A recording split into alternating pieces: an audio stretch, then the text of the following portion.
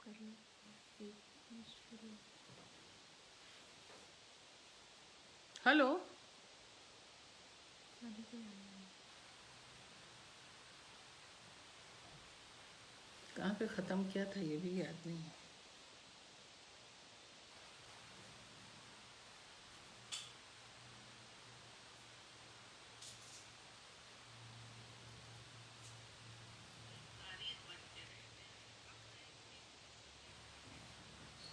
हम्म? आवाज़ आ रही है? हम्म? देख, हाँ देख लेते हैं। हाँ, मैं ज़रा चेक कर लूँ कि मैंने छोड़ा कहाँ पे था। ये क्या है?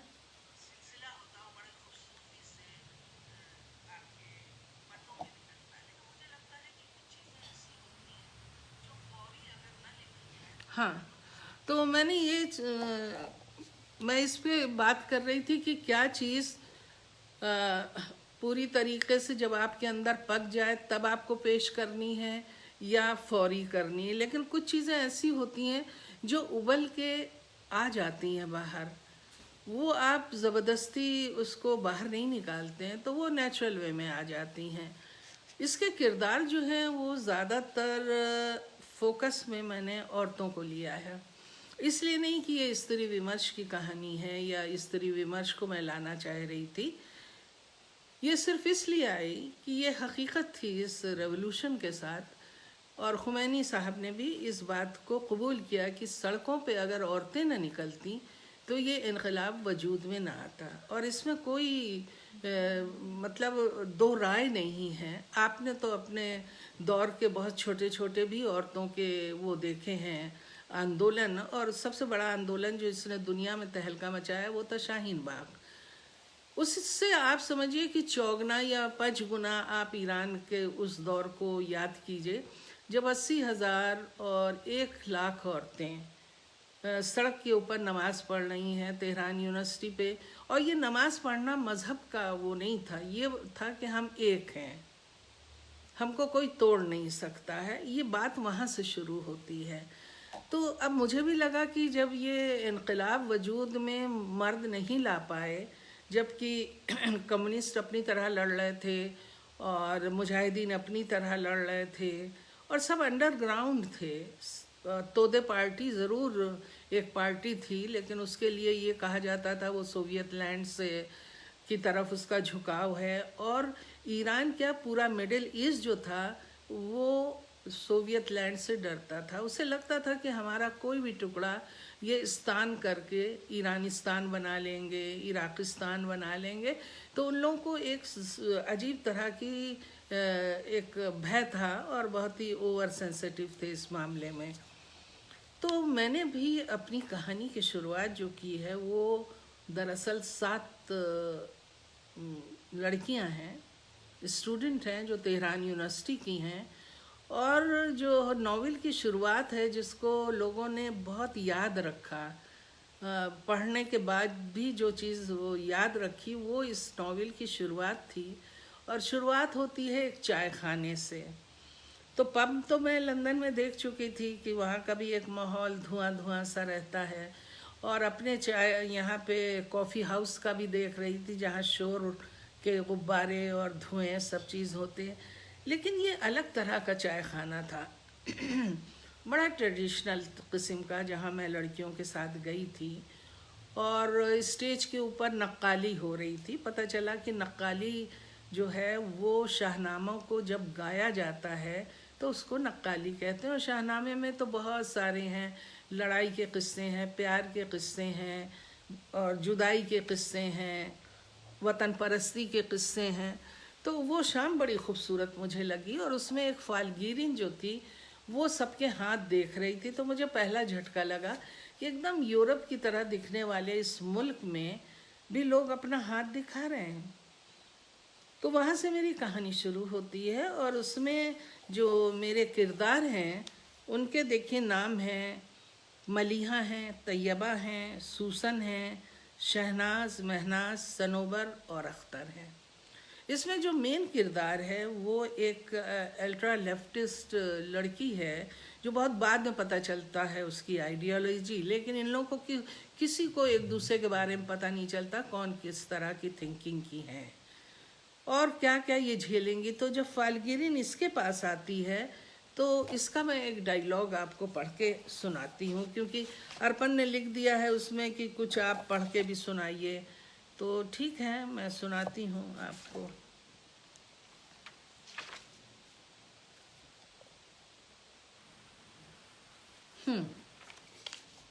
तो जब फाल्गुनी इनसे कहती हैं कि तुम अब अपना हाथ दो, बड़ा खूबसूरत हाथ है तुम्हारा और मैं लाइनें दूर से पढ़ रही हूँ, और किसी को बताती हैं तुम्हारे 2 आशिक होंगे, फिर कहा जाता है तुम्हारा तलाक होगा। इस तरह की सारी, और लड़कियाँ जो हैं वो फाल देख रही हैं।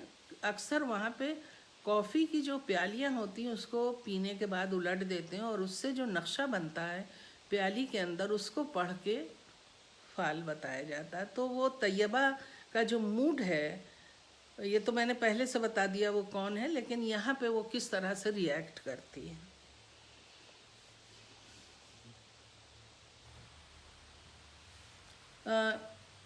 फाल्गुनी ने कहा तुम अपना हाथ दो। नहीं, मुझे समय बर्बाद नहीं करना, मैं स्वयं पेंटिंग करती हूँ। चाहो तो तुम्हारा भूत और भविष्य रेखाओं की विभिन्न अभिव्यक्तियों द्वारा खींच दो। तैयबा ने यह कहकर अपनी प्याली सीधी की और उसमें पानी भर दिया और तंज भरी नज़रों से सबको घूरा। मेरा भाग्य इतना आसान नहीं पढ़ना, उसकी भाषा तुम्हारे लिए अनजान है। मेरा भाग्य मेरा कर्म है, ना कि कहवे का तलछट। तैयबा ने उकताए लहजे से कहा। फाल्गुनी ने अपनी टूटती दुकान को यूं बिखरता नहीं देख सकती थी। उसे डर था कि कहीं बाकी लड़कियां भी इनकार न कर दें, तो सो बड़ी नरमी से बोली, ओफ, इतना अच्छा हाथ, क्या हस्त रेखाएं हैं। दूर से देखकर ही मैंने अंदाज़ा लगा लिया। लाओ अपना हाथ इधर लाना। नहीं, ये रेखाएं मेरे भाग की नहीं हैं, ये ईरान का चित्र है जो मेरे हाथ में है। ये पहाड़, ये नदियाँ, ये मैदान और ये विश्वविद्यालय, ये कारावास और ये घर, इसे मुझे संवारना है। इसे तुम क्या पढ़ पाओगी? फिर फाल्गुनी का खुला मुंह देखकर तैयबा बोली, यूं हैरत से मुझे क्या तक रही हो। अब मैं थोड़ा सा बयान तो आपको कर चुकी हूँ, लेकिन फिर भी चाय खाने का मैं बयान जो मैंने लिखा है वो करती हूँ। दरअसल ये चाय खाना तो वहाँ बहुत आम है, लेकिन यहाँ पे जिक्र मैंने कहवे खाने का किया है, कॉफ़ी हाउस। कहवे खाने में नक्काली आरंभ हो गई थी। मेज़ों से उठती हंसी की आवाज़ें उसकी संगीत लहरी में घुलने लगी थीं। वातावरण बड़ा मनमोहक हो उठा था। लाल रोशनी से नहाए कहवे खाने की दीवारों पर पुराने हथियार सजे थे। उनके नीचे मेज सजाते, चाय लाते बैरा अपने लोक वस्त्र में 1000 वर्ष पहले का दृश्य उत्पन्न कर रहे थे। गवैयों की भारी आवाज में गाए जा रहे शाहनामा महाकाव्य के शेर पूरे वातावरण को एक अजीब गरिमा दे रहे थे और अप्रत्यक्ष रूप से एक पुरानी ईरानी संस्कृति की ओर ले जा रहे थे। आसपास मेज़ों पर बैठे लोग मोतियों से सजे हुक्के गुड़गुड़ा रहे थे। इनमें कुछ विदेशी भी थे जो फिरदौसी के दौर के ईरान को जीना चाह रहे थे। समावरों से उठती भाप, हुक्के, सिगरेटों और पाइप से निकला धुआं लाल रंग के वातावरण में सुरमई रंग के बादलों की तरह लोगों के सिरों पर टिका हुआ था। कहवा समाप्त करके जब वे बाहर निकली तो बादल छाए हुए थे। पैदल घूमकर वे सब कार तक पहुंची तो बूंदाबांदी आरंभ हो गई थी। अब ये इसकी शुरुआत हो गई है। इसमें ये जो 7 लड़कियां हैं ये बदलते हुए परिदृश्य को देखती हैं कि किस तरह से ईरान जिसके बारे में उन्हें कुछ और पता था और कुछ सुनने को मिल रहा है। और दानिशगाह जो उनकी थी तेहरान यूनिवर्सिटी वो बंद हो गई, इनकलाब शुरू हो गया, शाह के लोगों की पकड़ धकड़ हो गई और लड़कियों की किस्मत जो थी वो शादी कुछ की हुई, कुछ की नहीं हुई, कुछ बाहर चली गईं। ये इस तरह का सिलसिला चलता रहता है।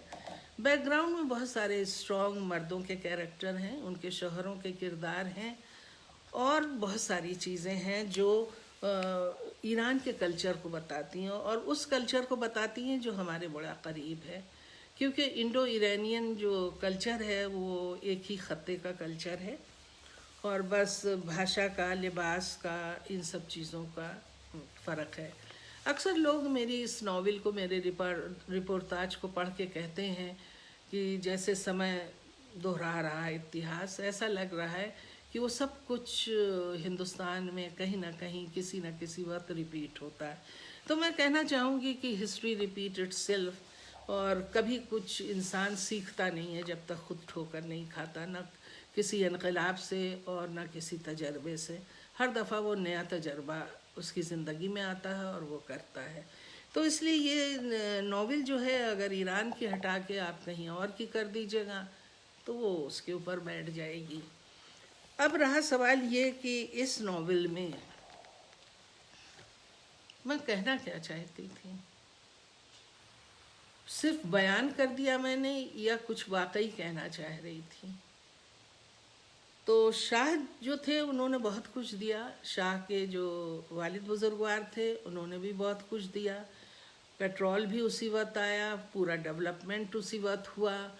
लेकिन होता ये है कि जब आप छोटे राष्ट्र जो है जब जमने लगते हैं और तरक्की की तरफ बढ़ने लगते हैं और एक तेवर उनके अंदर आ जाता है और उनको लोग पूछने लगते हैं, तो महाशक्तियों को प्रॉब्लम होने लगता है। अब तो एक ही महाशक्ति है, लेकिन उस वक्त दो आपस आसपास थी और दो तीन और, तो ये लोग जो परेशान होते हैं। और सबसे बड़ा प्रॉब्लम ये है कि ये पूरा जो इलाका है ये है खनिज पदार्थों से एकदम भरा हुआ। तो जिस उसके ऊपर पेट्रोल के सारे ख़जाने पे इन लोगों की नज़र थी, उसको नेशनलाइजेशन कर दिया गया और मुसद्दिक़ आए। मुसद्दिक़ के बाद तो वो तारीख़ में जाने की ज़रूरत नहीं, हम नावल पे बात कर रहे हैं, लेकिन फिर भी थोड़ा सा बैकग्राउंड में बताती हूँ। इसके बाद ये लड़कियों की ज़िंदगी बिखरती है और इनकी समझ में आता है वतन क्या होता है, लोगों की डिमांड क्या है। ये बेहुदा लोग नहीं हैं, ये ईमानदार लोग हैं, ये अपनी बात कह रहे हैं। और आपस में वैचारिक घमासान बहुत ज़्यादा उस ज़माने में था। और इसके बावजूद भी मैं एक बात कहना चाहूँगी कि ख़ास किस्म की आज़ादी और खुशमिजाजी इस मारकाट के बाद भी उस कल्चर में थी। अब मैं लौटती हूँ बहिश्ते ज़हरा पर। 2017 में मैं युद्ध बंदियों से मिलने गई थी और मैं तुमको बता नहीं सकती हूँ कि मैंने क्या महसूस किया बहिश्ते ज़हरा में। इतनी कब्रें और वहाँ पे हर कब्र के सराहने तस्वीरें और तस्वीरों के पास केने के दरख्त। और केना तो तुम जानते हो कि कितनी तेज़ी से बढ़ता है, एक केना लगा दो 10 हो जाते हैं।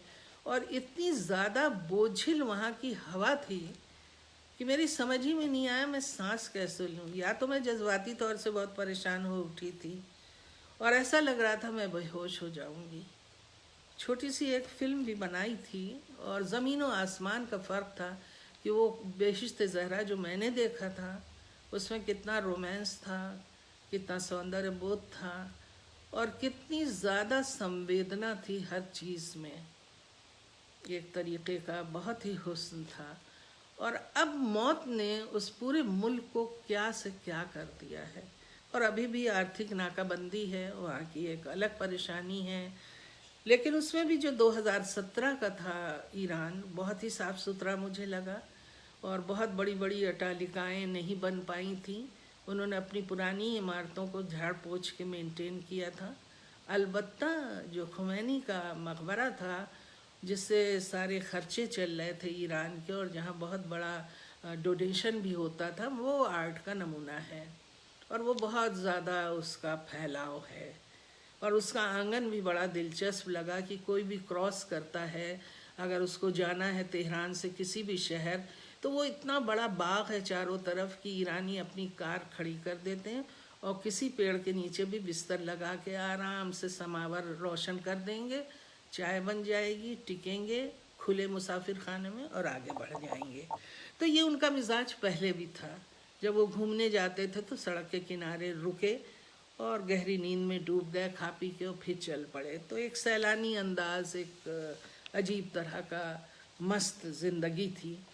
तो वो मस्त ज़िंदगी जो मैंने शाह के दौर में देखी थी, वो शाह के जाने के बाद जब खुमैनी साहब आए और जब इस्लामिक जिसे कहते हैं रेवोल्यूशन तय हो गया और सत्ता में आ गए, तो जो मार काट मैंने देखी और जो आपस में दुश्मनी देखी वो बहुत तकलीफ दे थी। उसकी वजह ये थी जो इस नावल में जगह जगह आया है। वो तकलीफ दे बात इसलिए थी कि जो सत्ता आई उसने सारे फौजियों को ख़त्म कर दिया, कहा ये तो पुराने रिजीम के हैं, ये लोग ईमानदार नहीं हैं, और जो बहुत ही इंटेलेक्चुअल्स थे उनको बहुत टॉर्चर किया, वो भाग खड़े हुए और भूल गए कि मैंने ही तो इनकलाब किया था कि मेरी ज़बान आज़ाद हो, लिखना आज़ाद हो, जिसकी वजह से मैं जुड़ गई थी इस पूरे मूवमेंट से। वो भी गायब हो गए और वो मौलवी भी गायब हो गए जो कि चाह रहे थे कि संतुलित वे में आप धीरे धीरे आगे बढ़िए। अब उसमें ये हुआ कि अब आपके पास कुछ नहीं बाकी बचा, और ऊपर से इतना बड़ी लड़ाई लड़ रहा है ईरान, जिसकी तारीफ करनी चाहिए कि वो अमेरिका को अभी उसी नुक्ते के ऊपर उससे भिड़ रहा है। और वहाँ के लोग बहरहाल परेशान भी हैं, साथ भी दे रहे हैं, और हिंदुस्तानी कैफियत है उनमें। जैसे हिंदुस्तान में कोई प्रॉब्लम होता है बाहर के से आया हुआ तो हम एक हो जाते हैं, चाहे आपस में जो भी हो। उसी तरह ईरान में है। इराक़ का मसला अलग है कि इराक़ में सद्दाम हुसैन ने जो सहा वो इसलिए सहा कि शिया अलग हो गए थे और कुर्द अलग हो गए थे और सद्दाम अलग हो गए थे। तो सद्दाम को अलग कर दिया गया था, मेरा कहने का मतलब। तो मैं लौट के शाह पे आती हूँ कि सुपर पावर ने तय कर लिया था कि शाह जो एक बहुत ही ग्रेसफुली एक चीज़ को आगे बढ़ा रहा है, और मैं बता नहीं सकती कि लिटरेचर और ये सब चीज़ें कितनी आगे बढ़ी थी। और आपने मेरे ट्रांसलेशंस पढ़े भी, नई किताबों में भी आपने इन लोगों के थॉट्स पढ़े होंगे।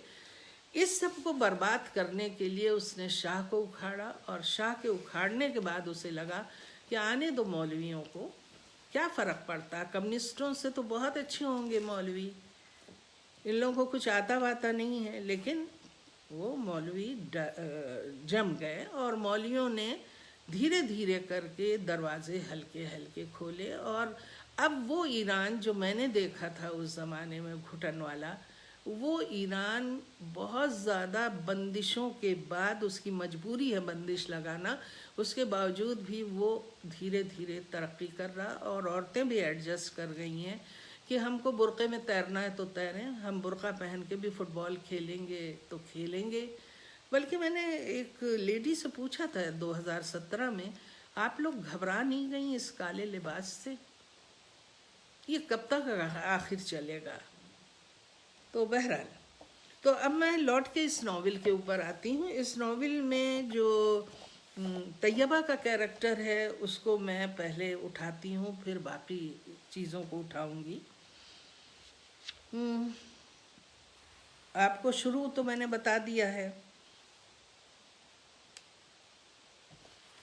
अब ये जो तैयबा हैं वक्त के साथ साथ पकड़ी जाती हैं और इनको घर खाली कर दिया जाता है और इनके ऊपर बहुत सारे इल्ज़ाम लगाए जाते हैं, इनको जेल में डाला जाता है। और तब इनकी आइडियोलॉजी खुल जाती है कि ये अल्ट्रा लेफ्टिस्ट हैं और ये बहुत ही, जिसे कहते हैं, बहुत अच्छी पेंटर हैं, और बिकनी वगैरह पहने हुए इनकी कुछ तस्वीरें हैं तो बताया जाता है ये बुरी औरत है क्योंकि इसने ये लिबास पहना है।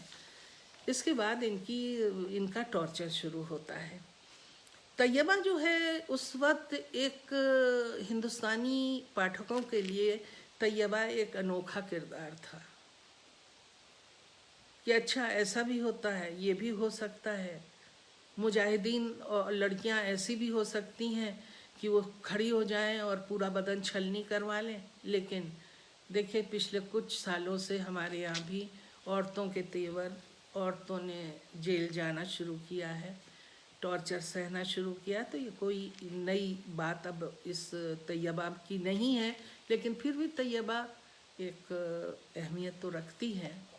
तो मैं उसको दिखाती हूँ कि जेल में वो किस तरह की गुफ्तगू करती है, उसका एक टुकड़ा पढ़ती हूँ और मज़े की बात यह है कि जिस तरह से हमारे गुजरात में हुआ था, जिससे हम लोग बहुत ज़्यादा परेशान हुए थे कि अभी तक तो फसाद मर्दों और बेचारे लोगों में होता था, लेकिन गुजरात में ये चीज़ देखी गई कि औरतें बहुत शामिल हो गई थीं इन सब चीज़ में। और ईरान में जो औरतें थीं, चाहे वो मुट्ठी भर हों, वो बहुत ज़्यादा जिसे कहते हैं परेशानी पैदा करती थी दूसरों के लिए, क्योंकि उनकी आइडियोलॉजी हिजबुल्लाह ही थी। तो अब मैं यहाँ से थोड़ा सा आपके लिए पढ़ती हूँ। अब इनका इंट्रोडक्शन वो हो रहा है, पूछताछ। तो जितने भी कम्युनिस्ट हैं, जहाँ जहाँ ये लोग वो करते थे, अंडरग्राउंड रह के मीटिंग्स करते थे, वहाँ छापा मारी हुई और वहाँ से इन लोग उठाए गए। तो अब ये पकड़ में आई हैं, तो इनसे पूछा जा रहा है, सियावुश को जानती हो? नहीं, मगर इस तस्वीर में तुम उसके साथ इतना चिपक कर देखो, पास में कौन कौन खड़ा है, तुम ही तो हो ना। तैयबा खाली आंखों से दीवार को ताकती रही। फरीद को भी नहीं पहचानती? नहीं। असगर को तो ज़रूर पहचानती होगी। कितनी बार कहूँ कि मैं इनमें से किसी को नहीं पहचानती। तुम्हारी तरह तो ये भी लेखक, कवि, चित्रकार, नाटककार हैं। बहुत अफसोस हुआ कि तुम इन्हें नहीं पहचानती हो। ये तो तुम्हारे अपने लोग हैं, बुद्धिजीवी, बुद्धि व्यापार करने वाले, वर्गों की असमानता के संघर्ष पर विश्वास रखने वाले योद्धा। उनको, अपने वर्ग को नहीं पहचानती हो? ताज्जुब, क्या अंदाज है। तैयबा के पीले चेहरे पर क्रोध की लपटें लपकी। मर्दों को पहचानने में आप शर्मा रही हैं। चलिए इन्हें छोड़ते हैं। ये नादिरा कौन है? नादिरा? जी जी, नादिरा रहीमी। इसको तो ज़रूर जानती होंगी। आप ही की तरह ये भी एक औरत है। दूसरी लड़की है कमसिन और भोली, नाम है समीना। समीना इफ्तिखार, इसका नाम सुना है ना आपने? जी नहीं, मैं किसी नादिरा, किसी समीना को नहीं जानती हूँ। नाम भूल गई होंगी, शक्ल तो पहचानती होंगी। मैं जिसको जानती नहीं उसकी शक्ल पहचानने का क्या इसरार है आपका? ज़रा इन सब को बुलाओ। इनकी शक्लें देखकर इन्हें अपनी पुरानी काली करतूतें याद आ जाएंगी। सबकी शक्लें एक साथ याद आ जाएंगी। नाजिम के इशारे पर दो पासदार बाईं ओर मुड़ गए। जब वो लौटे तो उनके साथ सियावुश, असगर, फरीद, कामरान, नादिरा, शहराम, समीना और कासिम थे। पहचाना? नहीं। ज़रा करीब आने दो। अब क्या ख्याल है, कुछ याद आया? जी नहीं, ना मैं इन्हें जानती हूँ ना पहचानती हूँ। कितनी बार ये बात आपसे कहूँ मैं याद दिलाता हूँ, ये सब इस वर्तमान व्यवस्था के घोर आलोचक हैं और आपके परम मित्र। इन्हीं लोगों के पते हम आपसे पिछले 10 मास से मांग रहे हैं, मगर आप संकोच में काम लेती नहीं। मजबूरन हमें इन्हें कल उठवाना पड़ा मीटिंग के बीच से, जिसका मुझे अफसोस है। समस्या भी बड़ी गूढ़ थी, जिसे वो सब मिलकर बैठे सुलझा रहे थे। जैसे वर्तमान सत्ता युद्ध विराम नहीं चाहती, क्योंकि जिस दिन युद्ध विराम हुआ सत्ता का तख्ता पलट जाएगा।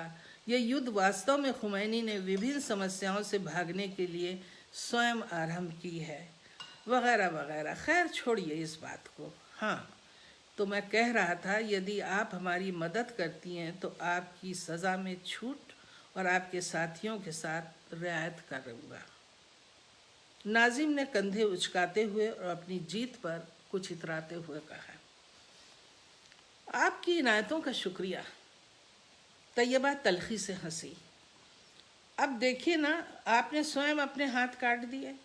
इनायत चाह कर भी हम नहीं कर पाएंगे। हमारी मजबूरी को समझने की कोशिश करें। आप सब हमारी मदद करें तो बात बन सकती है। करेंगे ना आप सब हमारी मदद? बोलिए। नाजिम ने बड़ी इंकिसारी से कहा, कभी नहीं, क़यामत तक नहीं। तैयबा का फैसला कुन स्वर गूंजा। औरतें बड़ी ज़िद्दी होती हैं, ज़िद ही उन्हें ले डूबती है। सारे साथी आपकी एक हाँ के मुंतज़िर हैं और हम, आप उनकी जान बख्शें और हमें। नाजिम के लहजे में मक्कारी और नफ़रत की तेज़ छुरियाँ थीं, जो आपस में टकराकर तैयबा के मन मस्तिष्क पर वार कर रही थीं। जो व्यवस्था इंसानियत की दुश्मन हो उसका मेरा कोई संबंध नहीं है। मदद दोस्तों की करी जाती है। तैयबा के लहजे में तलवार की झनकार थी। आपकी नज़र में वर्तमान सरकार क्या है? फाशिस्ट। बहुत खूब, नाजिम ने जबड़े दबा कर कहा। थोड़ी देर तक तैयबा को खूनी नज़रों से घूरता रहा, फिर चीख कर पलटा। इन सब का मुंह काला करो, ख्याल रहे कि इनके आराम में, खान पान में किसी प्रकार की कमी न रहे। कहकर नाजिम दरवाजे से बाहर निकल गया। तैयबा ने नफरत की इंतहा पर पहुंचकर ज़मीन पर थूक दिया। अच्छा, अब इससे हट के हम आपको एक जगह और ले चलते हैं कि आम औरत अपनी आदतों से कितनी परेशान थी उस ज़माने में कि सिगरेट पीना वहाँ की औरतों का, ख़ास सिगरेट भी बनती थी बहुत ही हल्के तंबाकू की, एक कॉमन सी बात थी। जैसे हमारे यहाँ मज़दूर औरतें बीड़ी पीती हैं और हुक्का भी पीती हैं, तो उसमें जो सब काम होता था वो मस्जिदों से होता था। इस पर भी लोगों को बहुत एतराज़ था कि एक्चुअली मस्जिद जो है वो खुदा की इबादत की जगह है और वहाँ जो है वहाँ से आप जो है सब चीज़ों को दे रहे हैं। तो अब एक औरत को किस तरह से पासदार जलील करते हैं सिगरेट के लिए, वो टुकड़ा मैं पढ़ती हूँ आपके सामने। सिगरेट पीना भी जानती हो या सिर्फ ब्लैक करने के लिए ख़रीदना है? पासदार ने पूछताछ शुरू की। 25 साल गुजर गए हैं सिगरेट पीते हुए। अब बात भी करती हूँ तो सांस की जगह धुआं नाक से निकलता है और मुंह से। यह कहकर उस अधेड़ औरत ने अपनी कलमे वाली उंगली दिखाई जिस पर पीला धब्बा पड़ा हुआ था। पी कर दिखाओ। उसी पासदार ने एक सिगरेट उस औरत की तरफ बढ़ाई। औरत ने सिगरेट बड़ी दक्षता से होठों में दबाई और पर्स से लाइटर निकाला और खट से सिगरेट जलाई और लंबा कश भरा और नाक से धुआं निकाला। Sophia Lauren. पासदारों के झुंड से आवाज़ उठी, फिर दबी हंसी। ठीक है, एक पैकेट चाहिए या पूरा बस्ता? पासदार ने पूछा। पूरा बस्ता, औरत ने झेपे अंदाज से पैसे निकालते हुए कहा। मस्जिद के आंगन में सिगरेट खरीदने वाली औरतों की भीड़ थी। सबको परीक्षा से गुजरना पड़ रहा था। वो अधेड़ औरत थैला उठाए मस्जिद से निकली और सामने गली में मुड़ गई। इसी गली में एक ब्यूटिशियन का मकान था। ब्यूटी पार्लर कब के बंद हो चुके थे। औरतों ने श्रृंगार करना तो दूर, होठों को रंगना भी बंद कर दिया था। कुछ औरतों के लिपस्टिक लगे होठों पर शीशे के टुकड़े सजा के तौर पर मले गए थे कि और लगाओ लाली होठों पर।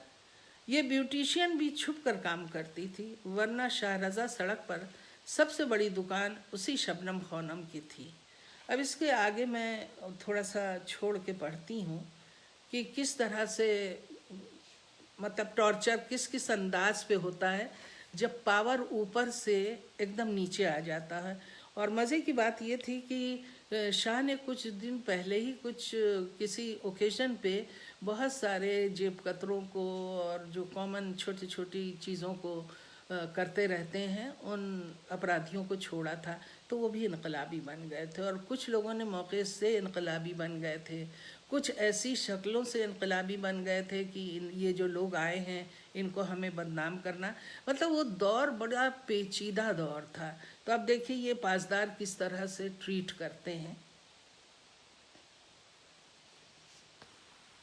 वो अधेड़ औरत एक छोटे से घर में दाखिल हुई। सामने फालती मारे बैठी औरत ने व्याकुलता से कहा, बड़ी देर कर दी साबरा। हाँ, लौट आई, वो भी खाली हाथ नहीं, सिगरेट के पूरे बस्ते के साथ। अब तो नशा भी जलील करने लगा है, मगर कैसे छूटे ये नामुराद। कालीन पर बैठते हुए उसने नए बस्ते से एक पैकेट निकाला, तेजी से पन्नी फाड़ी और सिगरेट जलाकर लंबे लंबे कश भरे। नाक से धुआं निकालते हुए उसके चेहरे पर एक अजीब संतोष भरी आभा थी। बाल रंगवाएंगी या सिर्फ? बस थोड़ा सा मेरा हुलिया ठीक कर दो। अब समय कहाँ है, फौरन लौटना पड़ेगा। लंबे लंबे कश भर उसने सिगरेट बुझाई। फिर इधर बैठो, ब्यूटिशियन ने कहा और बालों पर कैंची चलाना शुरू कर दी। तभी दरवाजे पर लगी घंटी बज उठी। ब्यूटिशियन के हाथ रुक गए, चेहरे पर हवाई उड़ने लगी। उसके ग्राहक घंटी तो नहीं बजाते हैं। फिर ये कौन आया है? आगे बढ़कर दरवाज़ा खोला और घबरा सी गई। ये क्या हो रहा है? 4-5 पासदार खट खट करते हुए अंदर दाखिल हो गए। ये पासदार एक तरीके से इस्लामिक सिपाही समझिए, उनकी अपने उसकी। कुछ भी नहीं, भला यहाँ क्या होने वाला है, देखते हैं। ये मेरी सहेलियाँ हैं। सुबह से औरतों का तांता बंधा हुआ है। किसी बच्चे का मुंडन था क्या आज यहाँ? ये बाल? एक पासदार ने औरत के नीचे गिरे बालों को देखते हुए कहा। साबरा खानम ने घबरा कर सर की चादर ठीक की।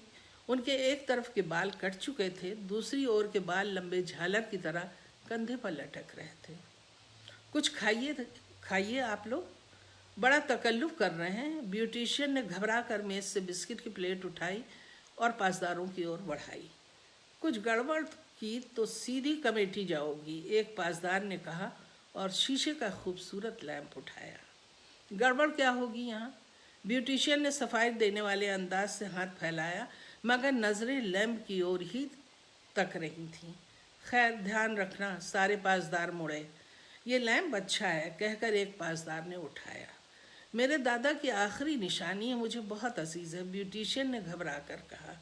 दुनियावी चीज़ों से क्या दिल लगाना है, ये तो किसी एक पाक पवित्र जगह पर अच्छा लगेगा, कहकर उस पासदार ने बिलोरी लैंप उठाया और बाहर की तरफ बढ़ा। शबनम खानम ने दरवाज़ा बंद करते हुए लंबा सांस खींचा और साबरा खानम की तरफ मुड़ी। कैंची चलाते समय उनके होंठ किसी आंतरिक दर्द की वेदना से कांप रहे थे। मस्जिद से अजान की आवाज़ बुलंद हुई। उसी के साथ दुकानों और घरों में होती चहल पहल व गली का शोर गुल थम गया। तो देखिए, चीज़ें बड़ी होती हैं और बहुत सारी चीज़ें जो होती हैं वो आप ख़बरों में सुनते हैं और किसी एक का पार्ट लेने लगते हैं, लेकिन दरअसल जो आम जिंदगी में लोग झेलते हैं, वो किन कठिनाइयों से गुज़रते हैं, उसका बहुत कुछ अक्स मैंने इस नावल में डाला है। और इस नावल को हर पाठक अपनी तरह से देख सकता है। और मैं थोड़ा सा दूसरी लड़कियों के बारे में बताऊंगी, क्योंकि देखिए, एक नावल को टुकड़े टुकड़ों में बताना बहुत मुश्किल होता है। बड़ी चीज़ें जो हैं वो इधर से उधर घूमती रहती हैं। इसमें एक कैरेक्टर है जो बहुत पसंद किया गया है, उसका नाम है मलिहा। मलिहा की जो शादी होती है वो एक मुजाहिदीन से होती है, और मुजाहिदीन सडनली जो सत्ता पार्टी है उसके वो दुश्मन हो जाते हैं और वो गायब हो जाता है। तो मलिहा का थोड़ा सा टुकड़ा कि वो क्या एहसास करती है उसके खो जाने के बाद, उसको मैं पढ़ना चाहूँगी। पड़ोस से उठती रोने की आवाज़ मलिहा को कहीं पर अपनी मुट्ठी में भींचकर बुरी तरह निचोड़ रही थी। उसके वजूद से जैसे कोई उसकी सारी ताकत चूस रहा था। ऐसा बैन, ऐसा दुख उसके सीने में कब से घुमड़ रहा था। कल पड़ोस में 2 जवान लड़कों की लाश आई थी। एक का सर गायब था, दूसरे का नीचे का धड़। रणछेद से आया ये उपहार माँ बाप के सीने को छलनी कर रहा था। कल कफन दफन हो गया और आज पूरे मोहल्ले में उन दोनों की सुंदर तस्वीरें बड़े बड़े पोस्टरों पर छपकर दुकान के शीशों, दरवाज़ों और दीवारों पर लगाई जा रही थीं। और उसके दरवाजे पर जब किसी ने लगाना चाहा तो किसी ने दूर से चिल्ला कर कहा, देशद्रोही के अपवित्र मकान पर निकालो उसे, फौरन निकालो। नहीं, इसके मकान की अपवित्रता को पवित्र करना है, कहकर कई लड़कों ने मलिहा के घर के सामने वाली दीवार और दरवाज़ों को उन पोस्टरों से भर दिया। मलिहा जो है वो 2 बच्चों के साथ रहती है और बड़ी तकलीफ से अपने जेवर बेच के किसी तरीके से गुजारा करती है, और कभी कभी जो है परेशान हाल तैयबा को अपने घर में शेल्टर भी देती है। और बाद में जब उसका शौहर जो है उससे तैयबा मिलती है जेल में, जहाँ उसे इतना टॉर्चर किया गया है कि वो तैयबा के सामने ही दम तोड़ता है। तो मानी बात है, ये सारे दोस्त तो एक दूसरे को जानते ही थे। तो मलिहा जो हैं वो इस तरह से अपनी ज़िंदगी गुजारती हैं। और ये भी है कि अब जो है ईरान में आपको मुजाहिदीन कोई नहीं दिखेगा, मुजाहिदीनों को एक तरीके से इन लोगों ने पूरा साफ कर दिया, क्योंकि मुजाहिदीनों का कहना था कि जिस इस्लाम को आप ला रहे हैं वो दरअसल इस्लाम नहीं है। और मुजाहिदीनों की आइडियोलॉजी ये थी कि वो जो इकनॉमिकली तो सारी थ्योरी वो उससे लेते थे, साम्यवाद से और साइंटिफिक सोच से, लेकिन वो मजहबी भी थे। तो इनको लगता था ये मुनाफिकीन अवसरवादी हैं, ये प्योर नहीं है, और कम्युनिस्टों का तो कोई सवाल ही नहीं था। अब एक दूसरी चीज़ है कि इसमें जो महनाज हैं वो बहुत ही रोमांटिक तबीयत की शायराना है, और उनके एक आशिक रहते हैं, और इन लोग जुदा हो जाते हैं जब ईरान का इनकलाब होता है। और महनाज की शादी ना चाहने के बाद भी एक बहुत अच्छे आदमी के साथ हो जाती है, लेकिन वो अक्सर याद करती है अपने पुराने इश्क को। तो इन लोगों की मुलाकात इत्तेफाक से दोनों की और उनके शौहर की, तीनों की एक साथ होती है। उसका एक टुकड़ा पढ़ूंगी मैं। रात के खाने पर महनाज, सुलेमान और असलम लाल जलती शमा के चारों तरफ बैठे थे। महनाज शमा की लपकती लौ की छवि कभी सुलेमान की आंखों में तड़पती देखती, तो कभी असलम की पुतलियों में शोला उगलती हुई से नजर आती। अब आप शादी कर डालें, सुलेमान ने असलम से कहा, यानी कि इनके शौहर ने महनाज के। बहुत देर हो गई है, अब शाम ढले फूल अपनी पंखड़ियां बंद कर लेता है, खोलता नहीं है। सूरज डूबने के बाद फूल खिलने का तस्वुर करना मजाक है। फलसफा है आपकी बातों में, मगर हकीकत कहाँ। तो ये एक टुकड़ा है, बस टुकड़े तो बहुत सारे हैं, लेकिन बहरहाल जो चीज़ें होती हैं एक राइटर को लगती हैं कि अच्छा, एक लड़की सनोबर, उसके जो हस्बैंड हैं वो एयरफोर्स में हैं, और एकदम से उसकी मौत हो जाती है लड़ाकू जहाज़ को उड़ाने में, और ये बहुत सख्त बीमार पड़ जाती है। और सारे दिन ये जो वहाँ पे शहीदों का एक स्मारक है, और उसमें ये बैठी रहती है और देखती रहती है सब शहीदों को, ये सब। फिर उसका एक ख्वाब है जिसको कुंवर नारायण जी को ने बहुत पसंद किया था, और अक्सर वो इस पे बात भी करते थे हमारे मिडिल ईस्ट की राइटिंग पे। तो उन्होंने कहा था ये आइडिया कहाँ से आया। एक्चुअली आइडिया आता नहीं है, जो ज़मीन आप खोद लेते हैं या जो ज़मीन आपको अनुभव देती है, वहाँ से सब चीज़ें अपने आप उबजने लगती हैं।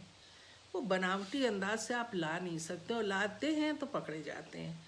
तो उसमें मैंने देखा है कि वो बीमार है, अपने घर पे है, और ख्वाब में देखती है कि एक ऐसी जगह है जहाँ पे चौकीदार तो बैठे हुए हैं और कह रहे हैं कि कोई भी जिंदा आदमी इस दुकान में नहीं जा सकता है।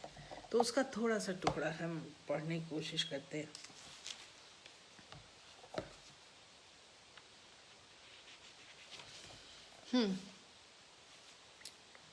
चौकीदार, आप अंदर नहीं जा सकती। क्यों? कानून है इस स्टोर का। अब ये सपने में देख रही है। कानून है इस स्टोर का कि जिंदा ईरानी नहीं जा सकते हैं। ये सारे लोग क्या मुर्दा हैं जो जा रहे हैं? वो ईरानी नहीं है, मगर ये बाजार, ये जगह, इमारत, सब कुछ ईरानी है। फिर मुझे इजाज़त क्यों नहीं मिलेगी? कह दिया हमारा कानून है। अंदर ऐसी कौन सी चीज़ बिक रही है? फिर तुम कौन हो मना करने वाले? हम बता नहीं सकते। संतरी ने बंदूक की नाल उसके सामने रखते हुए कहा, तुम्हें पता नहीं, या ना बताना भी तुम्हारा कानून है। जो समझें, आप अंदर नहीं जा सकती, संतरी ने गुर्राते हुए कहा। अच्छा, कहकर सनोबर आगे बढ़ी। उसके मन में उथल पुथल मच गई थी कि आखिर ऐसा क्या है जो वो देख नहीं सकती है। इमारत के दूसरी तरफ गई।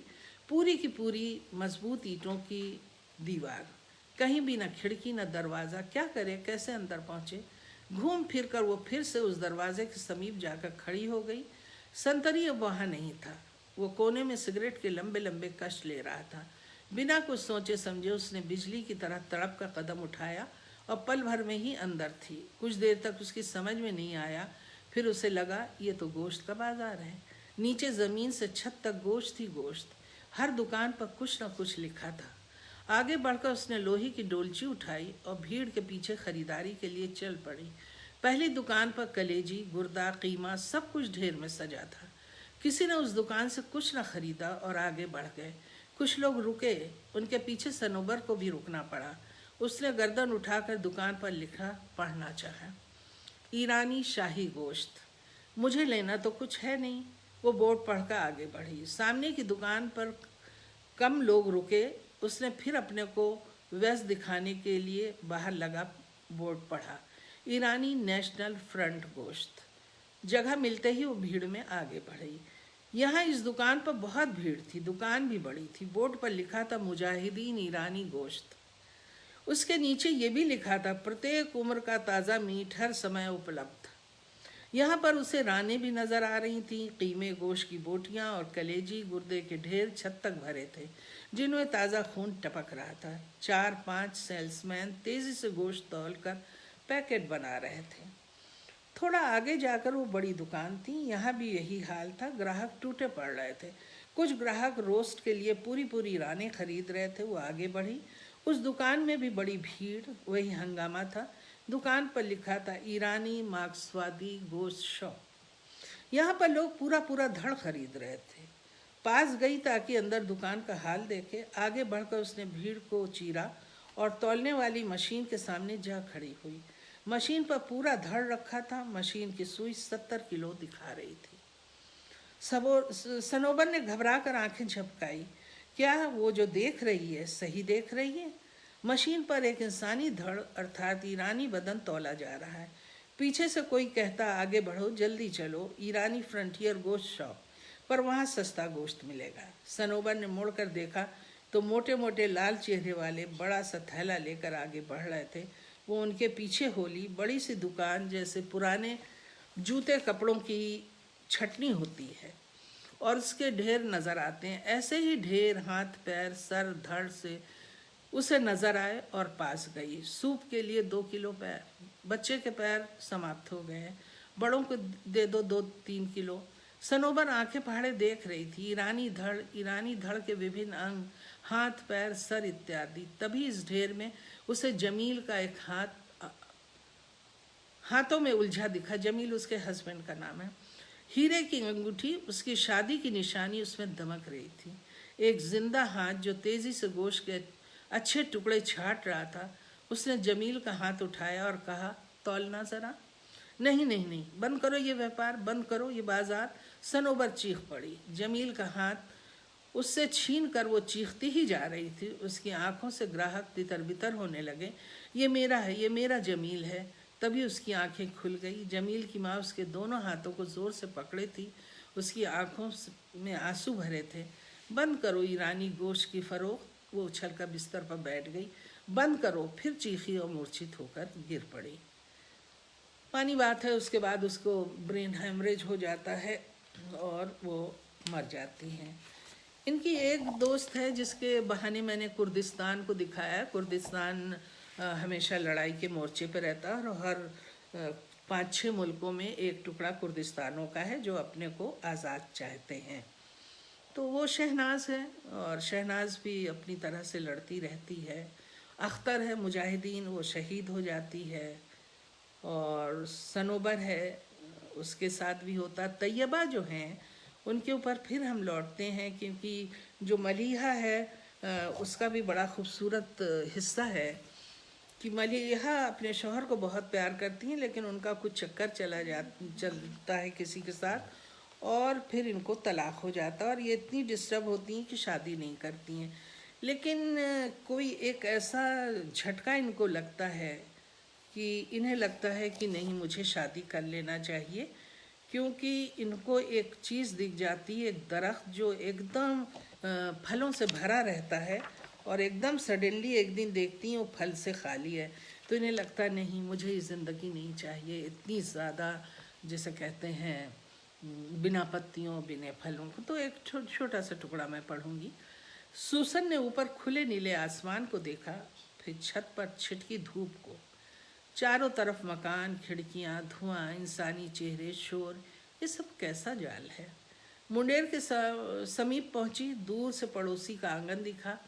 जाड़े के मारे सारे पौधे सूख चुके थे। हौस पानी और मछली से खाली था। इकलौता नाजुक दरख्त लाल फल से झुका जमीन को चूम रहा था।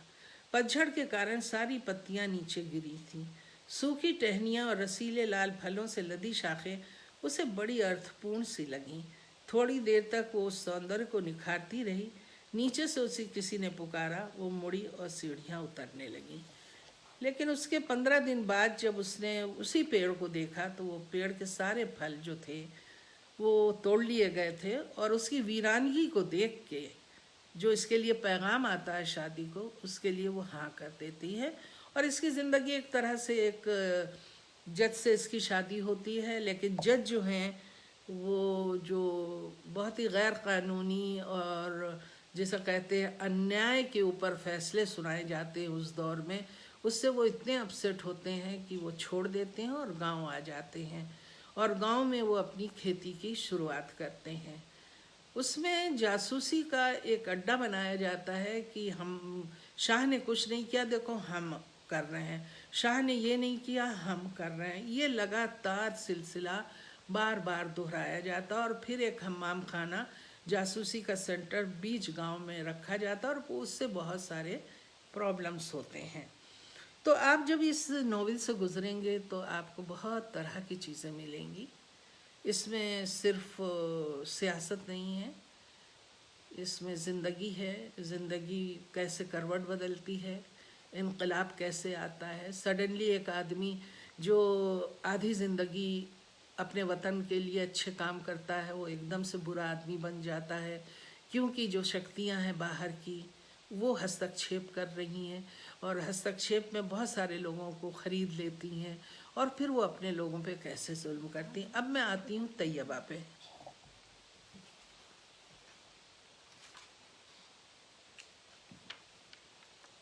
इसमें मैं इस बीच में पेरिस भी गई थी 1983 में, तो वहाँ भी बहुत सारे मुझे चीज़ों का तजर्बा हुआ, और इराक़ भी गई थी मैं 1983 में, तो प्रिजनर्स ऑफ वॉर से मिली। तो वो सब भी टुकड़े इस नावल की जान बन गए, क्योंकि बहुत आगे सब कुछ हो गया था।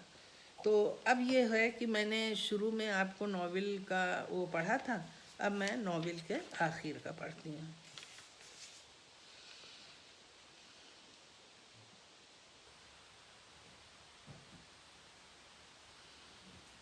पाँव फटने में अभी देर थी। तैयबा को पासदारों ने दीवार के सामने वाले खंबे से बांध दिया।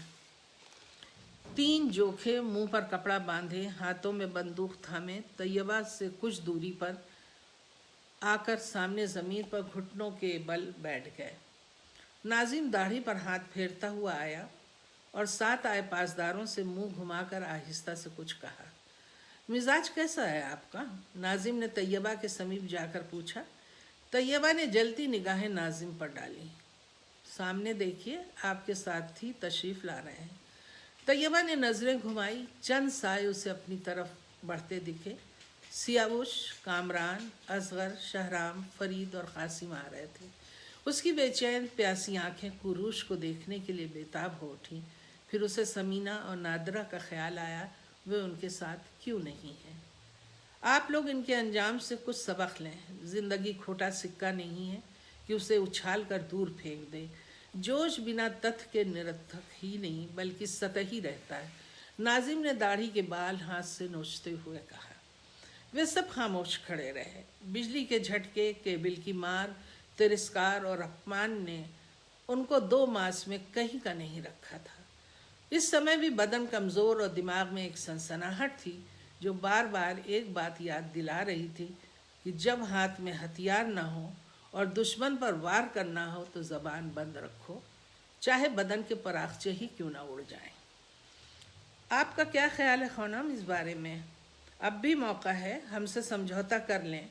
आप हमारी सहायता करें और हम आपकी। आपका सहायता और आपकी? कभी नहीं, तैयबा ने नफ़रत से हंसकर कहा। सोच लीजिए, हमें कोई जल्दी नहीं है। सोच लिया है, कहकर तैयबा ने ज़मीन पर थूका। गुस्ताख! नाजिम क्रोध से पागल हो उठा और चीख पड़ा, फायर! जोखों ने उंगली पर दबाव डाला। आग उगलती उंगलियां तख तख करती हुई तैयबा के बदन की ओर लपकी। सारा बदन गोलियों से बिंध गया। घाव खून के आबशार बन गए। 6 साथियों की आंखों में क्रोध था, द्वेष था, एक नए संग्राम की चुनौती थी। इसके बावजूद उनके वजूद में संघर्ष के शोले दुगने वेग से भड़क उठे। तन्हा कमरे में बैठे कुरूश की आंखों में आंसू की लड़ियां गिर रही थीं। ये आंसू पानी की मामूली बूंदें नहीं थीं। धीरे से उसके होठों से निकला, खुदा हाफिज हमजाद, खुदा हाफिज। तैयबा के रस्सी से बंधे तड़पते बदन पर खुली आंखें आसमान पर टिकी थीं, जहां पौ फट चुकी थी। उसके मुख से आखिरी शब्द निकले,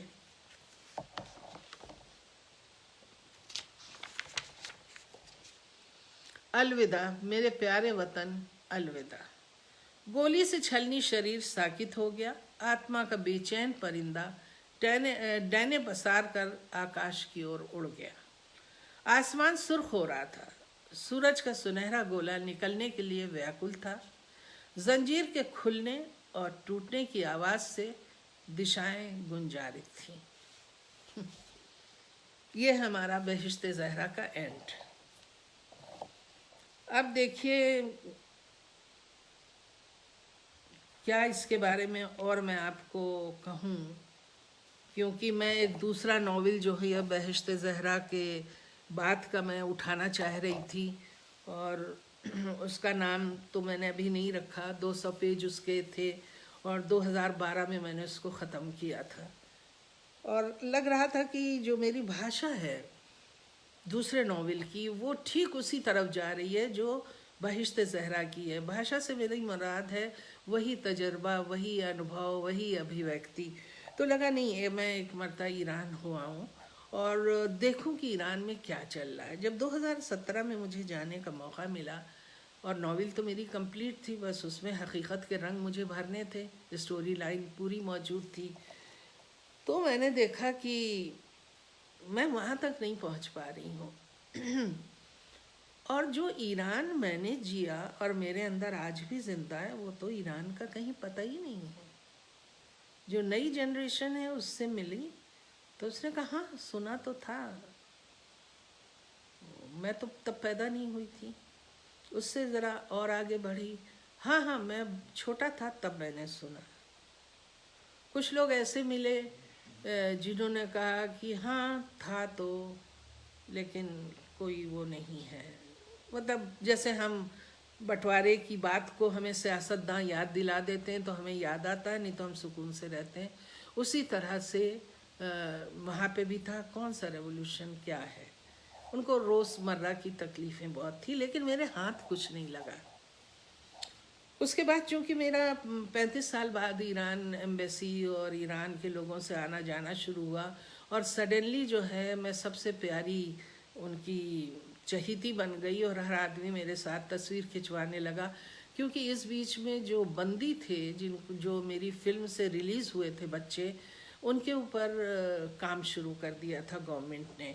तो उसमें जितने जर्नलिस्ट उन लोगों से मिले थे उनको भी वो बुलाते थे और फिर एक मर्तबा बात होती थी।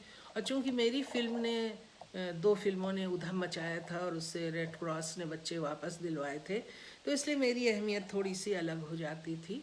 और सब लोग जो थे वो एक ख़ास इज़्ज़त के कायल हो गए थे मेरे। तो उस ज़माने में जितने सेमिनार होते थे उसमें मैं जाने लगी थी, और लोग चाहते भी थे कि एक मरतबा फिर जो चीज़ छूट गई है। और मेरा इतना ईरान के काम है जो कि कॉमन हिंदुस्तानियों से जुड़ा हुआ है, क्योंकि फ़ारसी के काबिल लोग फ़ारसी ही के काबिल लोगों को मुतासिर करते हैं और उनका पता जो है वो आम हिंदुस्तानियों को नहीं रहता। लेकिन मैं ईरान के ज़रिए आम लोगों से जुड़ी हुई हूँ, तो इसलिए। लेकिन जब मैंने वहाँ पे मैंने देखा कि एक से एक सेमिनार में हिंदुस्तानी और ईरानी कल्चर में, आर्किटेक्ट में, तारीख़ में, भाषा में बड़े शानदार स्कॉलर्स आते हैं और बोलते हैं, और दुनिया भर के बोलते हैं और हिंदुस्तानी भी बोलते हैं। और एक सेमिनार मैंने आर्किटेक्ट पे किया तो मेरी आंखें खुल गईं। उसमें 3 इन लोगों ने साधु संत कहूँ मैं, फलाहारी महाराज कहूँ उन्हें, जो भी कहूँ। एक साहब तो बहुत ही कम कपड़े पहने हुए थे और एक साहब जो थे वो ठीक ठाक थे, लेकिन वो एक ख़ास क्लास के लग रहे थे। मैं आपको बता नहीं सकती हूँ उन्होंने क्या सारगर्भित लेक्चर दिया और क्या अच्छी अंग्रेज़ी बोले हैं। और मेरी समझ में नहीं आया कि इतना गहरा काम, इतना सब कुछ, इतने हम क्लोज रहे। लेकिन क्या बात है कि हमारे हिंदी और उर्दू को तो मैं नहीं कहूँगी, उर्दू वाले खासे करीब हैं, लेकिन हिंदी वालों ने हमेशा यूरोप की तरफ देखा या फ्रांस के रेवोल्यूशन को देखा और सोवियत के देखा रेवोल्यूशन को। ईरान के रेवोल्यूशन को कोई लिफ्ट नहीं दी और ना वहाँ के लिटरेचर वालों से उनकी कोई दिलचस्पी रही। लेकिन हाँ, बहरहाल हमारे ज़रिए जो चीज़ें मिली उसको उन लोगों ने अप्रिशिएट किया। अब मैं आती हूँ नए नावल पे। अब वो नावल पढ़ा हुआ है, उसकी अपनी एक बुनावट हो गई है उस ईरानी नावल की। उस बुनावट को तोड़ना मेरे लिए बड़ा मुश्किल है, लेकिन उसको मैं चाहती हूँ कि मैं एक पुरानी जो हमारी रिश्ते हैं उसको मैं किसी तरह से उसमें डालूँ। अब कितनी कामयाब होती हूँ, कितनी नहीं होती हूँ, मैं नहीं कह सकती, और कितना मैं टाइम निकाल सकती हूँ, इसकी भी एक बात है। तो ये रहा मेरा बहिश्त ज़हरा, और ये रही मेरी तकलीफ़। जैसे पहले मैं अक्सर जज्बात में लाल अंगारों पे लौटती थी, आज मैं फिर लौटती हूँ कि why I change my novel's name Bahisht Zahra.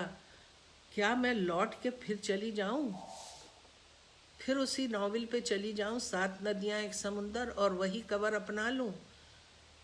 ये तनाव बिला वजह के इनवाइटेड तनाव हैं जो एक राइटर को अपनी ही राइटिंग में उलझाते और परेशान करते रहते हैं, और उसका असर पाठकों में भी थोड़ा बहुत होता है क्योंकि पीएचडी वाले भी परेशान होते हैं।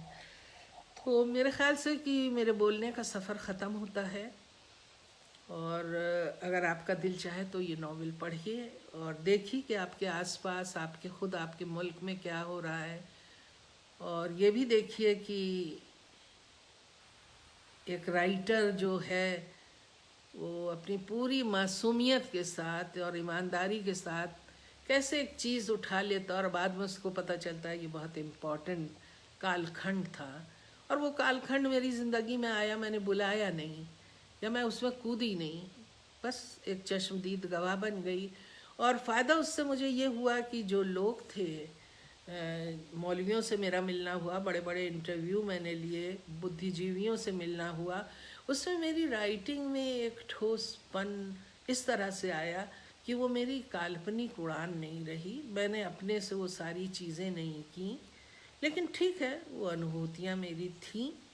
और मुझे याद है कि मैं कई मर्तबा उन परेशानियों में भी पड़ी हूँ वहाँ, लेकिन मैं ऐसा कोई भी वाक़या नहीं बता पाऊँगी आपको जो उस सारी परेशानियों के बाद किसी ने एक ऐसी बदतमीज़ी की हो जिसको मैं कहूँ कि बहुत ही वो थे।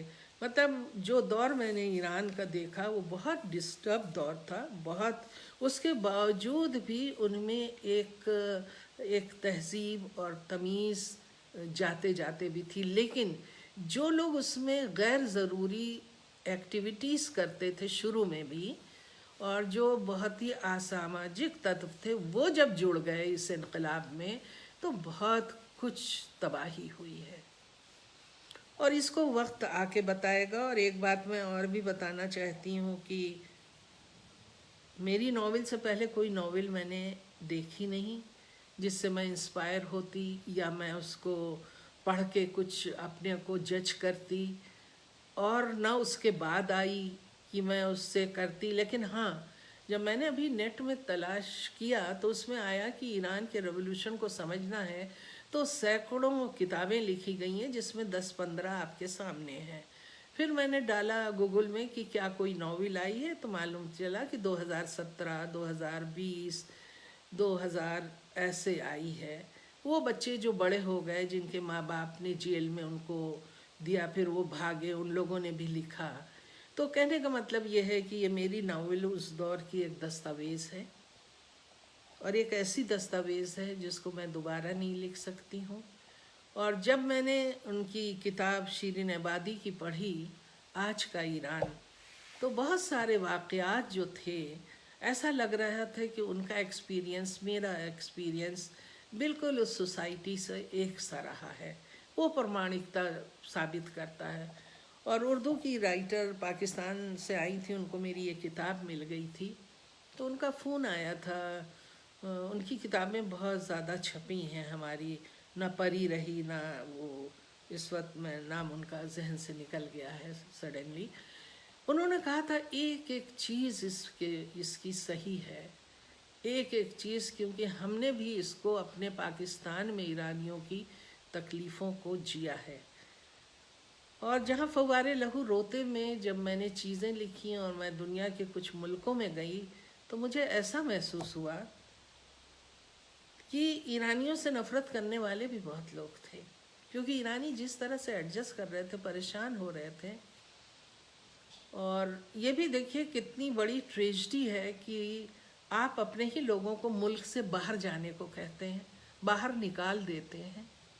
उनकी तकलीफ़ें क्या हैं, वो किस तरह से एडजस्ट करते हैं, उसके बाद वो शादियां वहाँ करते हैं। आप अपनी ही नस्लों को किस तरह से बर्बादी की तरफ ले जाते हैं। तो हमको ये भी देखना पड़ेगा कि ये हो क्या रहा है।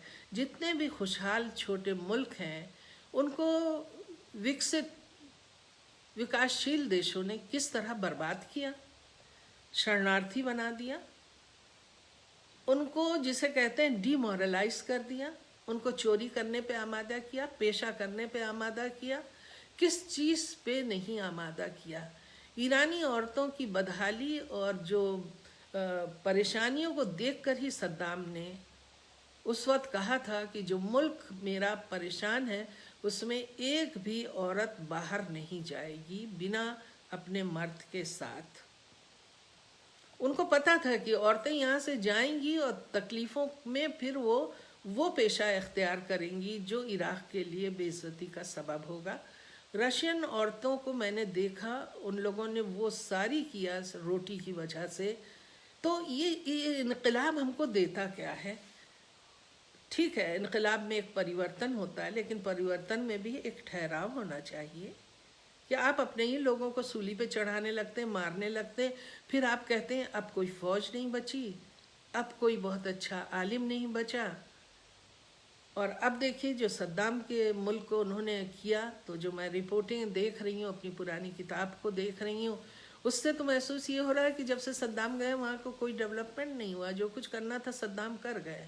अब सद्दाम बुरे थे, तानाशाह थे, किसके ख़िलाफ़ थे, मैं इसकी बहस नहीं कर रही। मैं ये कह रही हूँ वो कॉमन लोग को क्या दे रहा था और किस तरह अपने मुल्क को एक बड़े मुल्कों के बीच में कतार में ला रहा था।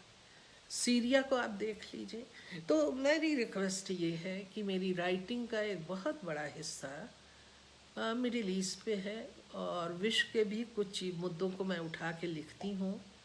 क्यों लिखती हूँ, किस लिए मेरी ज़िंदगी है? क्योंकि तजर्बा मुझे हुआ और मैं अपने समय के लिए जवाबदेह हूँ। और मैं बहुत ज़्यादा हैप्पी फील करती हूँ, महसूस करती हूँ, मजबूत महसूस करती हूँ कि मैं अपनी वक्त की संवेदनाओं को, प्रश्नों को अपनी राइटिंग में लाती हूँ, अपने बोलने में लाती हूँ। और मैं काफ़ी अच्छा फील करती हूँ इस बात से। और मुझे जितना प्यार बहिश्त ज़हरा नॉवेल ने दिया, कि मुझे याद है कि जब BBC लंदन में मेरा इंटरव्यू लिया गया था कुइयाँ जान के इनाम मिलने के ऊपर, तो मुझसे पहला सवाल जो किया था इन्होंने इंटरव्यू लेते हुए, तो पहला सवाल बहिश्त ज़हरा पे था। ये मैं ताज्जुब की बात बताऊं, और आज भी इसकी चीज़ें उर्दू में भी इसको बहुत अप्रिशिएट किया गया। उसकी वजह यह है कि हमने आंखें बंद कर ली हैं अपने पड़ोसी देशों से। पड़ोसी देशों को हम समझते नहीं। इलाकाई और एशियाई जो हमारी पहचान है उसको हम छोड़ के दूर तक जाते हैं और अपने ही लोगों से दोस्ती के बजाय पड़ोसियों का एक तरह से अजीब तरह की कैफियत है। ये सब हमारी नीति में ही नहीं है, राजनीति में ही नहीं है, हमारी रोज़मर्रा की ज़िंदगी में है। कौन क्या है, कैसे है, क्यों है, क्या है। फिर हम अखंडता की बात करते हैं। अखंडता तो तभी आएगी ना जब आप दूसरों को समझिए। मुझे तो अपने मुल्क को पहचानने के लिए, जानने के लिए 5-6 बार जन्म लेना पड़ेगा। हमारा हिंदुस्तान बहुत बड़ा है। और ये जो इस वक्त आंदोलन बैठा है किसान का, मैं उस 3 कानून के बारे में जानूं या ना जानूं, मैं उनकी मांगों के बारे में कुछ अच्छा बुरा कहूं या ना कहूं, लेकिन इतना ज़रूर कहूँगी, मेरी आंखें खुल गईं। मैंने अपने पंजाब को, पंजाब की रूह को, किसानों की रूह को, किसानों के तेवर को, उनकी बोली को किसी स्टूडेंट की तरह समझा और अप्रिशिएट किया है। और मुझे लगता है कि हमें बहुत कुछ जानना है अपने हिंदुस्तान के बारे में और पड़ोसी देशों के बारे में। तो इसके साथ मैं आप लोगों से विदा चाहूँगी। मैं आप लोगों के सवाल नहीं देख पा रही हूँ, अगर आप 2 सेकंड दें तो मैं देख लूँ, अगर कंटिन्यू करना है तो मैं सवालों के जवाब दूँ, और अगर नहीं तो नहीं। देखो प्रोफेसर आनंद है, प्रोफेसर आनंद है, वो बोला बहुत पहले कुंजा जान की समीक्षा मैंने की थी जो साक्षात्कार में प्रकाशित हुई थी। जल समस्या को लेकर अच्छा उपन्यास है। और कोई सवाल है? रेणु यादव, आप एक जागरूक लेखक की मिसाल है।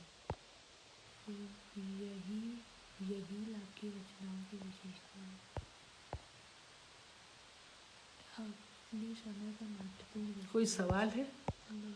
अच्छा अर्पण, अगर आप मौजूद हैं और आपको कुछ सवाल करना है, क्योंकि आपने एक इंटरव्यू मेरा लिया था और आपने शायद वो 2001 या 2000 में था, उसमें आपने सवाल किया था कि आप कुछ और इराक़ पे या अफ़गानिस्तान पे लिख रही। तो बहरहाल सवाल तो पूछे जाते हैं, राइटर को पता होता वो कौन कौन सी किताब आगे आएगी, लेकिन अगर कुछ आपके पास कोई सवाल हो तो मैं जवाब दे सकती हूँ, नहीं तो इजाज़त दीजिए फिर मुझे। कुछ आया उनका?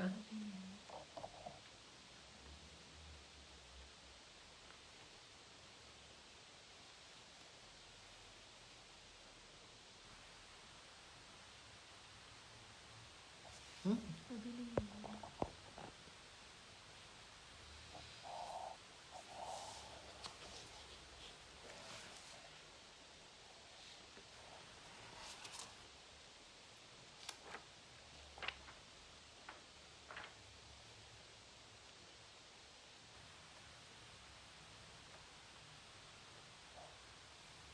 किसी का कुछ नहीं आ रहा?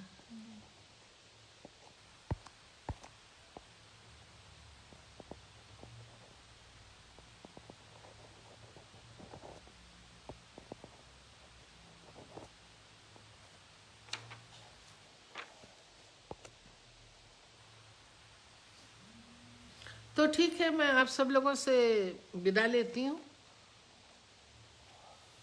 हाँ, सवाल है प्रोफेसर आनंद का, आप साहित्य सर्जना के लिए अनुभव को ज़रूरी मानती हैं या शिल्प को?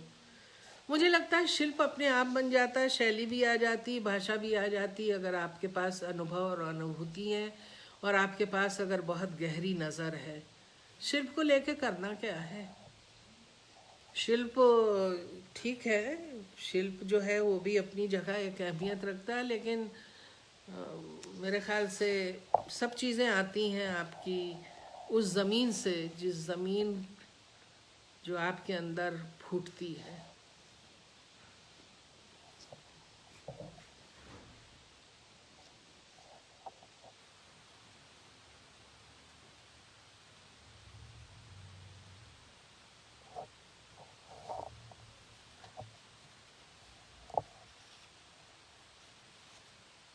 अनुभव संवेदना की शक्ल में आना चाहिए या रिपोर्टिंग के रूप में? किसका आया? प्रोफेसर आनंद।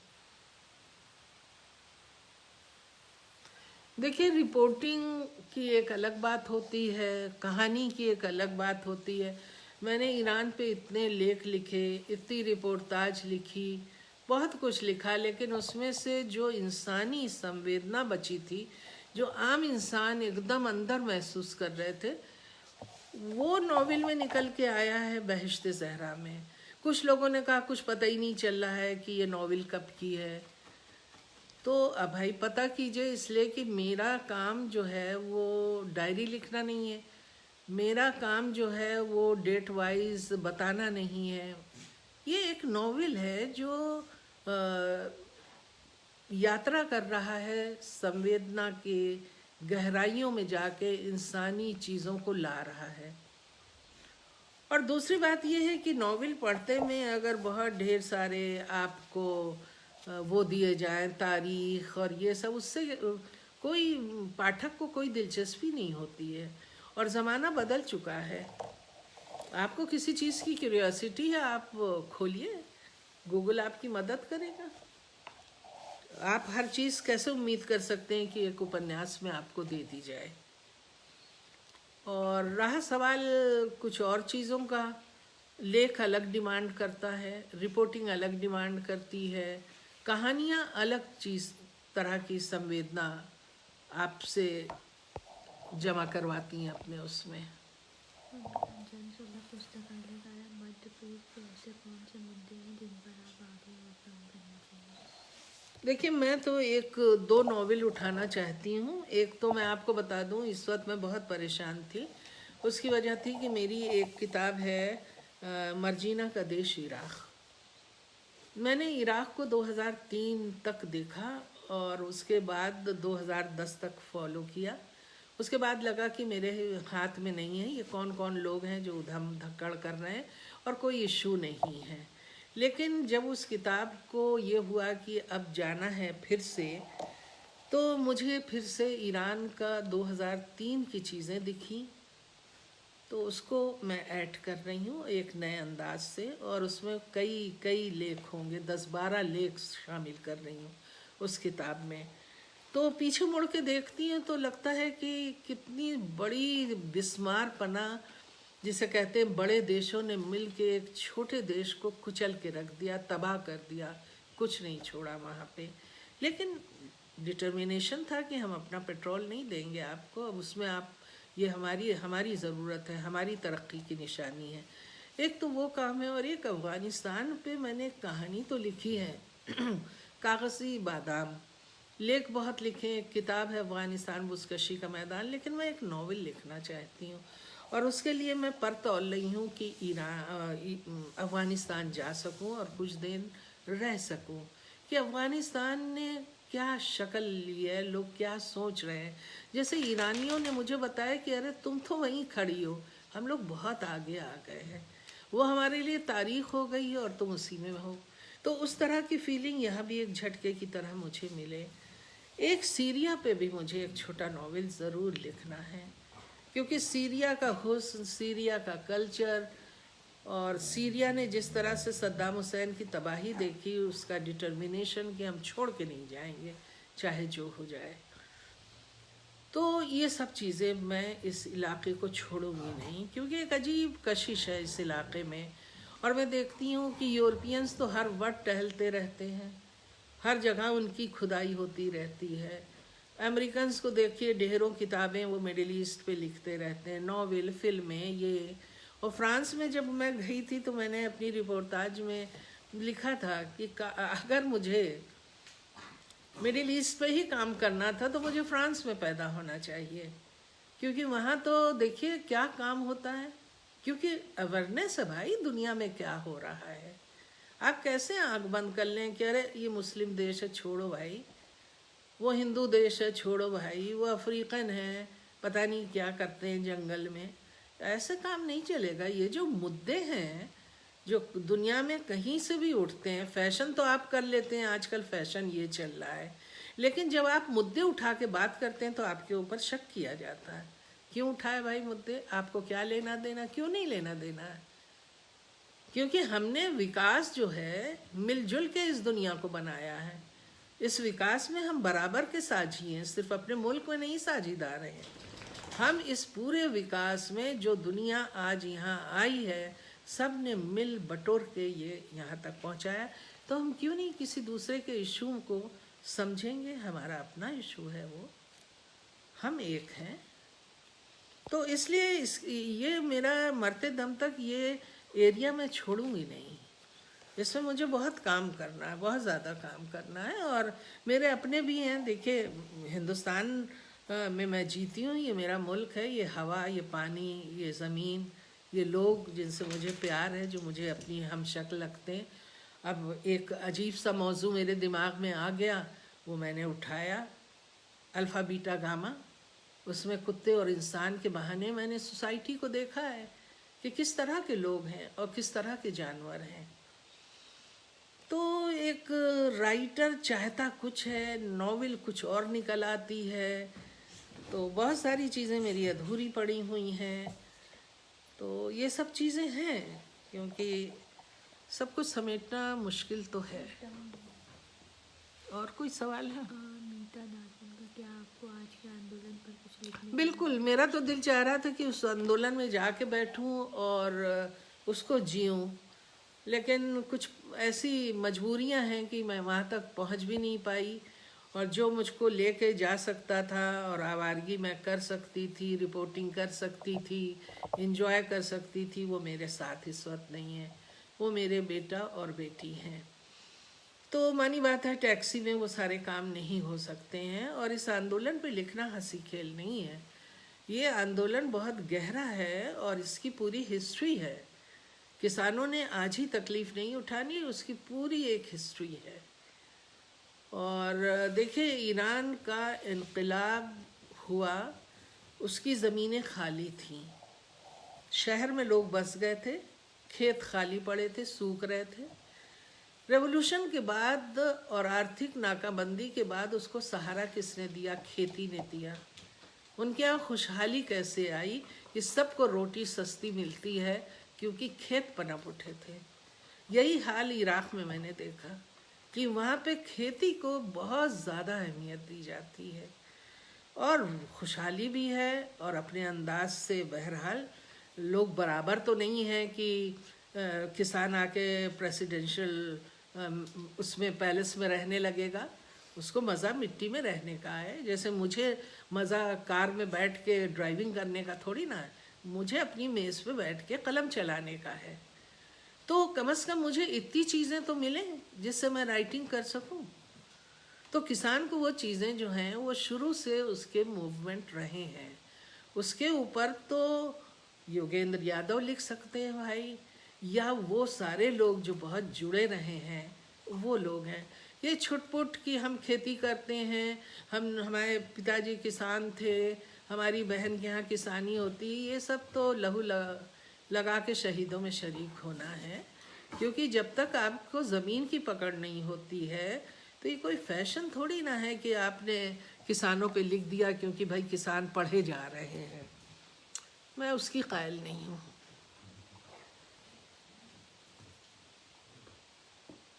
हाँ, अगर ज़िंदगी ने मौका दिया और कोई ऐसी चीज़ हाथ लग गई तो मैं ज़रूर लिखना पसंद करूँगी। क्योंकि देखिए, मेरे घर में, फिर मैं दूसरों की तरह बात कर रही हूँ, मेरे घर में पूरा एक ख़ानदान है जो खेती करता है। तो ऐसे ही मैं बात कर रही थी, उनके घर गई थी तो आसपास कुछ बच्चे सोए हुए थे, उसमें एक लड़का भी था। तो मैंने कहा, अच्छा ये बताओ कि तुम किसान के बारे में क्या सोचते हो? तो वो जो सोया हुआ जवान लड़का था जो खेत से लौट के सो रहा था, उसने कहा, सबसे बड़ा बेवकूफ़, क्योंकि कुछ मिलता ही नहीं हमें। और अब वो लोगों ने दुकान खोल ली और बटाई पे अपनी खेती दे दी। और उस ज़माने में जब मेरी शुरुआत हुई थी अपने गांव बहुत ज़्यादा जाने की 90s में, तो उस वक्त एक लेडी थी जो हमारे यहाँ की लेडी ज़मींदारिन थी। उनको डॉक्टर शर्मा का था कि तुम इनको कैरेक्टर बनाओ और इस पर लिखो। थोड़ा सा फील्ड वर्क भी किया था अपने गांव मुस्तफ़ाबाद में, आबादी पे इंटरव्यूज़ ये। लेकिन होता ये है कि बहुत सारी चीज़ें छूट जाती हैं। काश मुझे इतनी ताकत कुदरत दे कि जो मेरे ख्वाब हैं लिखने के। और अक्सर मुझे एक राइटर हैं, उनका ये जुमला याद आता है। वो बहुत बीमार पड़ते थे, तो उन्होंने कहा था कि इतनी मोहलत दी जाए कि मैं लिख लूँ। तो खैर, बीमार तो मैं उतनी नहीं पड़ती हूँ जितना बीमारी की एक्टिंग कर सकती हूँ मैं आसानी से। मेरे पास टाइम भी है। लेकिन बात ये होती है कि हर सब्जेक्ट को लिखने के लिए फ्लो चाहिए, जज्बात चाहिए, ज़मीन चाहिए, अनुभव चाहिए, दृश्य चाहिए कि क्या दृश्य आपने देखे हैं, वो वीडियो से नहीं दिखेंगे। देखिए वीडियो एक ख़ास तरीके से आपको सब दिखा रहा है, ख़ास नेताओं के पास वीडियो जाता है और लगता है सब लोग बड़े अच्छे हैं, लेकिन कुछ वीडियोस में मैंने देखा है कि वो किसान जो बहुत गरीब है, जो गुदड़ी के लाल हैं, उनकी कुछ तस्वीरें दिखी हैं, वो फोकस में नहीं आती हैं वीडियो में। या तो सियासत हो रही है और या उनका वो सब सिस्टम दिखाया जा रहा है कि कितने सुबीते से वो रह रहे हैं। तो एक और भी अंदर तहखाना है जहाँ तक मैं जाना चाहती हूँ। अगर पहुँच सकी, कुछ निकाल सकी तो ठीक है, क्योंकि बहुत पहले मैंने एक नॉवेल लिखने की शुरुआत की थी, उसका नाम था मरसिया एक आदम बस्ती का। वो दस्तकारों के ऊपर थी, कितना फील्ड वर्क किया, कितनी थेसिस मंगाई गई, बस लिखना शुरू ही किया था कि सब कुछ टूट गया, जैसे एक बहुत बड़ा झाड़ फानूस ऊपर रोशनी का हो और वो चुकना चूर हो जाए, एक एक कृचि हो जाए, नहीं लिखा गया वो। तो है, ये है। और कुछ सवाल है?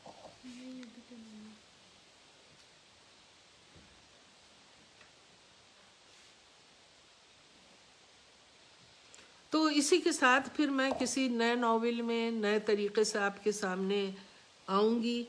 और अर्पण को मैं धन्यवाद दूंगी कि अर्पण उतनी ही खुलूस से लगातार कहते रहे दीदी आप आइए, लेकिन मैं इस बुरी तरह से डूबी हुई थी अपनी चीज़ में, बल्कि ये कहिए कि मेरी पकड़ में नहीं आ रहे थे वो 8-10 आर्टिकल, लेकिन उसको मैंने बंद कर दिया और मुझे लगा अब मुझे सांस लेने की ज़रूरत है।